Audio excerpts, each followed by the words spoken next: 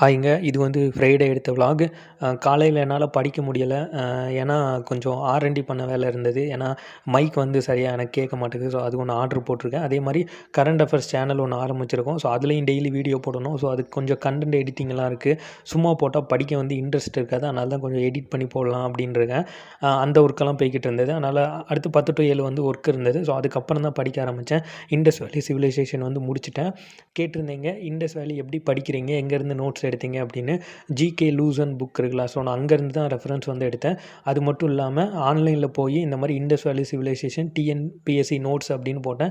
நிறைய கண்டென்ட் வந்தது. அது எல்லாத்தையும் மிக்ஸ் பண்ணி ஏஐயில் கொடுத்து ஸோ அதுலேருந்து தான் நோட்ஸ் எடுத்தேன். போத் தமிழ் அண்ட் இங்கிலீஷ் வந்து எடுத்திருக்கேன். ஏன்னா எனக்கு ரெண்டுமே கொஞ்சம் ஹெல்ப்ஃபுல்லாக இருக்கும் அண்டர்ஸ்டாண்ட் பண்ணதுக்கு. அதுக்காக தான். உங்களுக்கு நோட்ஸ் வேணும்னா சொல்லுங்கள், நான் என்னோடய டெலிகிராம் சேனலில் வந்து அப்லோட் பண்ணுறேன். ஸோ அதுக்கடுத்து வேதிக் சிவிலைசேஷன் வந்து ஆரம்பிக்கணும். ஸோ அது சனிக்கிழமையிலேருந்து பார்க்கணும் என்ன ஏதுன்னு. ஸோ நேற்று எனக்கு நாள் வந்து நல்லாவே போச்சு. என்ன காலையில் படிக்க முடியலைங்கிற ஒரு சின்ன வருத்தம் தான். மேக்ஸ் தமிழ் இன்னும் தொட ஆரம்பிக்கல.